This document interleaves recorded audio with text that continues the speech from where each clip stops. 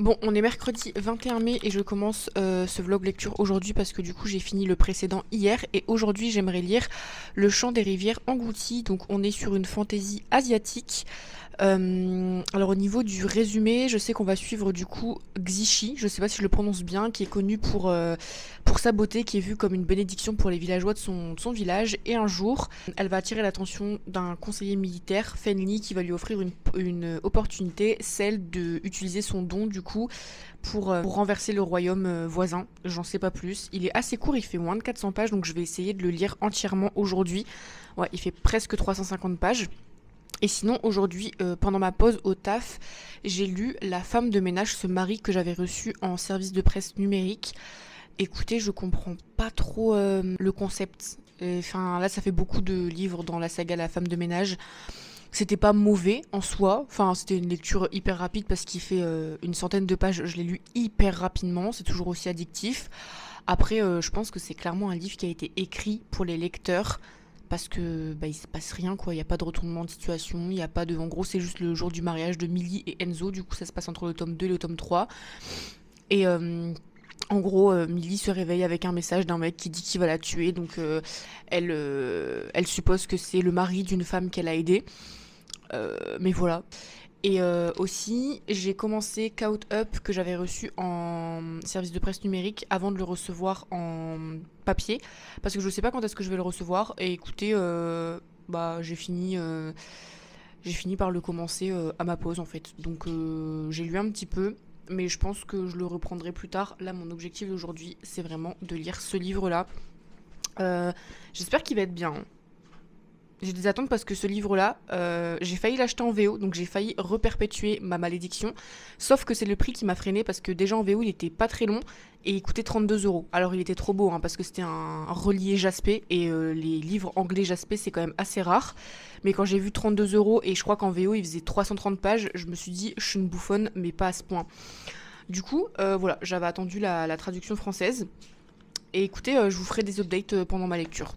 On est jeudi 22 mai et du coup hier je n'ai pas fini Le chant des rivières englouties. J'ai lu à peu près la moitié. Je suis à la page 147 sur 360 il me semble. Donc pas la moitié mais presque.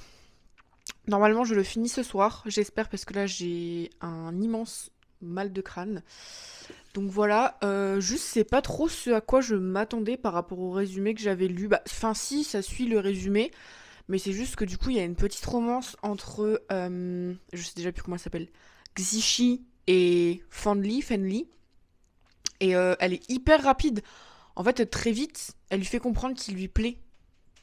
Et je m'attendais pas à ce que ça soit aussi rapide. Bon, faites pas gaffe à ma coupe de con, je viens de mettre de l'huile dans mes cheveux. Mais je viens aussi de terminer Le chant des rivières englouties et j'ai trop aimé.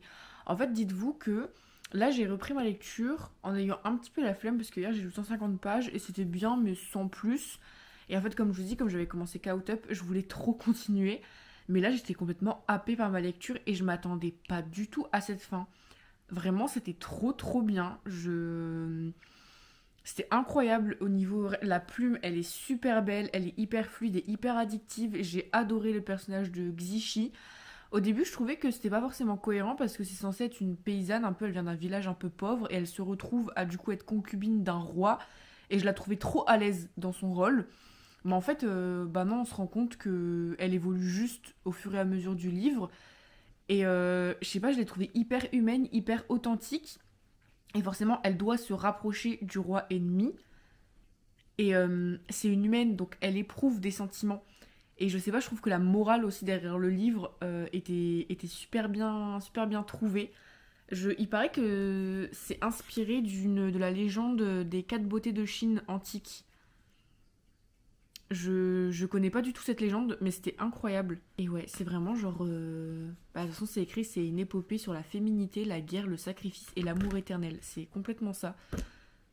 Ah franchement j'ai trop aimé, je m'attendais pas du tout. Vraiment ce genre de livre où tu t'attends à rien et où quand tu commences t'es un peu mitigé mais au final tu finis par être happé par ta lecture, c'est les meilleures lectures. Mais vraiment j'ai adoré, c'était trop trop bien. Et je sais pas, j'ai trouvé que bah, surtout Xishi du coup elle était hyper authentique et dans ses choix, dans sa manière de penser et tout, je l'ai trouvée hyper réelle. Et elle est hyper attachante du coup. Ça fait beaucoup de fois le mot hyper. Je sais pas doser. Niveau hyperbole, là on y est. Mais super bonne surprise. Franchement, je vous le conseille. Du coup, il fait 380 pages. Je pensais qu'il faisait 360, mais j'avais mal vu, il fait 380. Mais vraiment, là, les dernières pages, je les ai lues hyper rapidement. J'étais à fond dans ma lecture, j'arrivais pas à m'arrêter. Et vraiment, cette fin, je m'y attendais pas du tout. Du coup, c'est un one-shot. Mais le tome se suffit à lui-même. On n'a pas besoin de plus. Tout est parfaitement bien dosé, que ce soit l'action, la politique, la romance. J'ai beaucoup aimé, franchement. Et je sais pas, les personnages, ils sont percutants. Même le roi du royaume ennemi, j'avoue que j'arrive pas à le détester. Et on se rend compte que, en fait, la guerre entre deux. En fait, il n'y a pas de bon et de mauvais. Dans une guerre, chaque royaume a sa part de responsabilité. Et je trouve que ça a été hyper bien retranscrit. Mais bref, du coup, là, il est minuit 30 et je vais reprendre ma lecture de Caught Up. Je vais lire jusqu'à ce que mon copain rentre, je pense. Et je pense que c'est une lecture que je vais un peu faire durer sur tout le week-end. Mais je vous reprends demain. Bon, aujourd'hui, on est vendredi 23 mai, là il va être 20h et je vais reprendre ma lecture de Caught Up parce que j'ai envie de me... En fait, j'avais envie de commencer Le Trône des Dieux Brisés pour enfin le lire. Mais je pense que je vais le commencer demain parce que là, j'ai vraiment trop envie de lire Caught Up. Genre, j'ai lu un petit peu hier et cet après-midi. Et je suis à fond dedans, là je suis presque à la moitié, je suis à la page 300 sur 600, plus de 600 pages je crois. Donc je pense que j'aurai pas le temps de le finir aujourd'hui et de commencer Le Trône des Dieux Brisés aujourd'hui. Donc écoutez, je vais lire Caught Up. S'il me reste un petit peu de temps, je commence Le Trône des Dieux Brisés. Sinon je commence le Trône des Dieux Brisés demain. Donc là je vais me faire un petit café. Et c'est parti pour de la lecture. J'espère vraiment que je vais... Franchement pour l'instant je vais dire la vérité, j'aime trop Caught Up. Genre c'est mon tome préféré des trois. On m'avait dit que c'était le meilleur et je confirme c'est le meilleur. J'aime trop. Genre vraiment, c'est un peu genre guilty pleasure parce que c'est une romance pas un peu cucu mais prévisible et tout. Et je sais pas, c'est hyper addictif. J'arrête pas à m'arrêter de lire. Et vraiment, j'y pense tout le temps, toute la journée. Je suis en mode, je suis pressée d'être ce soir pour lire mon livre. Du coup, voilou. Bref, je vous reprends quand j'ai quelque chose à dire ou quand je l'ai terminé. Bon, je viens de finir Caught Up du coup sur ma tablette. C'était trop bien. C'était trop bien, je m'attendais pas à autant aimer. J'avais bien aimé les deux premiers tomes, même si j'avais déjà préféré le second au premier. Mais là, c'était incroyable, vraiment, c'est un coup de cœur. Alors, je sais que objectivement, ça serait plus un 4 étoiles. Mais en fait, j'ai eu tellement d'émotions pendant ma lecture que je peux pas dire que c'est pas un coup de cœur. Vraiment, j'ai pleuré, je sais pas si ça se voit, mais j'ai un œil, j'ai plus de mascara, j'ai plus d'eyeliner, j'ai plus rien. C'était trop bien. Je m'attendais pas autant à m'attacher au personnage. Vraiment, le développement des personnages, il était juste incroyable. Et normalement, j'aime pas trop la trope single dad, mais là, ça a rajouté un petit truc, ça a rajouté toute l'émotion. Il y a des scènes, je peux pas trop en dire, mais il faut voir comment j'ai chouiné. Vraiment, quand je vous dis j'ai pleuré, c'est que je crois que sur les 100 dernières pages, je faisais que pleurer. Même quand ça allait mieux, je faisais que pleurer parce que c'était trop d'émotions pour moi en fait. Je sais pas pourquoi j'ai eu autant d'émotions sur ce livre, mais du coup, ouais, c'est un immense coup de cœur. Je sais pas si je vous avais fait un résumé. Si je n'en ai pas fait un, au cas où, on va suivre du coup Malakai. Malakai c'est son nom entier mais on l'appelle Kai. Père célibataire en fait, il a mis une femme enceinte qui a fini par lui déposer l'enfant comme un gâteau et qui lui a dit voilà maintenant c'est à toi de t'en occuper. Du coup c'est un père célibataire et il a besoin d'une nounou sauf qu'il fait que virer toutes les nounous qu'il a. Et en gros à côté de ça on va suivre Miller qui est la fille de l'entraîneur de Kai du coup et qui veut se poser un petit peu, faire un petit break de son boulot parce que elle est, comment on dit, elle est chef cuisinier. Je sais pas comment ça se dit au féminin. Bref, mais elle sent que son boulot ne la fait plus forcément vibrer et du coup elle veut prendre une petite pause et du coup elle va devenir du coup la nounou de Max, donc le fils de Kai. Et voilà, c'est un peu genre un amour impossible, mais pas vraiment impossible, c'est juste qu'il s'impose des règles parce que elle est censée rester 2 mois et repartir pour reprendre son taf. Et du coup, voilà, du coup il y a la proximité, il y a la trop proximité forcée. Par contre, il y a beaucoup de smuts, beaucoup. Moi j'ai trouvé qu'on avait quand même pas mal. Et ça commence assez tôt dans le livre. Au premier quart du livre, il y avait déjà eu un rapprochement physique, donc c'est pas du tout un slow burn. Mais ça m'a pas dérangé. Honnêtement, ça m'a pas dérangé. Et j'ai adoré, là j'ai trop hâte d'avoir la suite. En fait, je regrette d'avoir commencé cette saga en français. Parce que là, je sais qu'il y a un nouveau tome qui est sorti, je crois, il est violet. Et j'ai envie de les enchaîner. Sauf que maintenant que j'ai les 3 premiers en français, autant attendre. Mais du coup, comme il est pas trop tard, il va être 23h, je vais enfin, s'il vous plaît, applaudissez-moi, commencer Le Trône des Dieux Brisés, c'est-à-dire l'avant-dernier livre de ma pile à lire. J'ai hâte, j'avais trop aimé le premier tome, je sais plus combien je l'avais noté. Mais il y a moyen que ça ait été un coup de cœur. Je me souviens plus pour être honnête. Mais j'avais trop aimé ça, je m'en souviens. Par contre, je sais que l'univers est hyper dense. Donc j'espère que on peut vite se remettre des événements du tome. Parce qu'en fait, je me souviens plus ce qui se passe à la fin. Bah, je me souviens, mais vaguement. Et je pense que j'ai oublié plein de trucs. Et le livre, il est trop beau par contre. Genre vraiment la couverture, je préfère la couverture du brochet. Mais j'aime beaucoup les illustrations du... à l'intérieur. Je sais pas s'il y a des illustrations dans le brochet. Après, le jaspage, bon, il match bien que le livre, mais c'est pas non plus le meilleur jaspage qu'on ait vu. Mais du coup, voilà. Du coup, je pense que je vous ferai un petit update quand je l'aurai terminé, ou alors je vous reprendrai demain.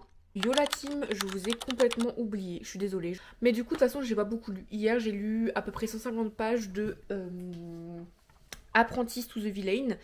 Et je suis actuellement en train de le terminer. Il me reste une centaine de pages. Et entre deux, j'avais commencé le Trône des Dieux brisés. Non, si, ça, je me souviens vous avoir filmé. Hein. Il me semble que je vous avais filmé ça. Mais j'ai lu du coup une centaine de pages. Et en fait, entre deux, j'ai reçu celui-ci. Bah, samedi, j'ai reçu celui-ci. Et du coup, j'ai tout abandonné. Du coup, voilou. Alors, j'étais pleine de bonnes intentions, en disant oui, le Trône des Dieux brisés sera terminé dimanche. Donc ça veut dire que la semaine prochaine, je pourrais me concentrer sur mes révisions, j'aurai plus de livres dans la pile à lire, ça va pas m'angoisser. Bah, je pense que je vais me faire voir parce que du coup le Trône des Dieux brisés n'est absolument pas fini. Donc je vais essayer de le lire la semaine prochaine tout en gérant mes révisions en même temps. Mais j'ai aussi reçu un autre livre, j'ai reçu Fireborn. Je vous mettrai une photo parce que j'ai la flemme d'aller le chercher. Que je pense aussi lire la semaine prochaine. Après vraiment la semaine prochaine, le vlog lecture sera peut-être moins intéressant parce qu'il faut vraiment que je me concentre sur mes révisions. Mais je vais au moins essayer de lire 2 livres, surtout qu'il y a un livre qui fait 850 pages, donc c'est pas comme si on parlait d'une petite nouvelle. Mais ouais, les plans ne se sont pas passés comme prévu. Je pensais qu'en fait aujourd'hui j'aurais le temps de lire Apprentice to the Villain et reprendre le Trône des Dieux brisés. Je m'étais peut-être pas dit que j'allais le finir parce que voilà. Mais en fait pas du tout, j'ai fait des vidéos aujourd'hui, j'essaie de m'avancer justement pour la semaine prochaine vu que je serai pas trop disponible, mais au final j'ai pas attendu que ça, et là il est 22h30, je sais pas ce qui s'est passé, j'ai l'impression qu'on a eu un bond dans le temps. J'ai été tourner une vidéo quand il faisait encore clair dehors, j'ai fini de tourner la vidéo, il faisait encore clair, et là il fait noir, je comprends pas, je suis fatiguée, j'ai envie d'aller me coucher, sauf que non. Sinon, j'aime beaucoup ma lecture pour l'instant. To be honest, j'aime beaucoup. J'avais adoré le tome 1 qui avait été un giga coup de cœur. Et là, ce que j'aime beaucoup, c'est qu'on en apprend plus du coup sur des personnages un peu plus secondaires. On en apprend un peu plus aussi sur le vilain. Et je dirais qu'il y a quand même un peu plus d'action que dans le premier tome. Après, c'est une cozy fantasy, il me semble. Donc, une cozy fantasy, on n'est pas censé avoir full action. Mais ouais, j'aime bien. Là, pour l'instant, ça part sur un 4 étoiles. Et écoutez, je vous reprends quand j'ai terminé. Et je pensais pouvoir vous dire, bah, je reprends le Trône des Dieux brisés, sauf que pas du tout. Je pense que là, je le finis, je vais me coucher, et je vais me laver, je vais me coucher. Parce que demain, je travaille.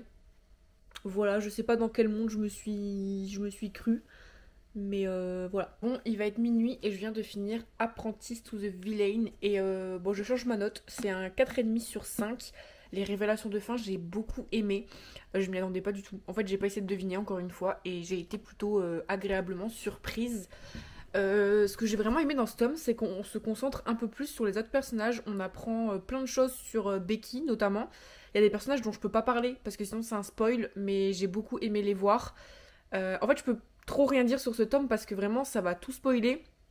Il y a vraiment des personnages qui arrivent à la fin et je ne peux rien dire, mais c'était vraiment, j'ai adoré. J'aime toujours autant la plume, je la trouve hyper addictive et j'aime bien ce côté un petit peu loufoque avec plein de références à des contes du coup. Et ouais, je sais pas, j'aime trop. Je sais que le premier tome, il avait laissé dubitatif plusieurs personnes qui avaient été un petit peu déçues au niveau de l'humour. Mais moi, c'est mon genre d'humour. Voilà. Je trouve que ce côté un petit peu décalé, loufoque est vraiment cool en fantasy. Du coup, j'ai hâte du troisième tome. Je savais que c'était une trilogie, j'avais vu que c'était une trilogie, pas une duologie. Du coup, j'espère qu'on aura le droit à la traduction du tome 3 bientôt. Du coup, voilà. Écoutez, ce vlog se termine ici. Donc, à la semaine prochaine. Bisous!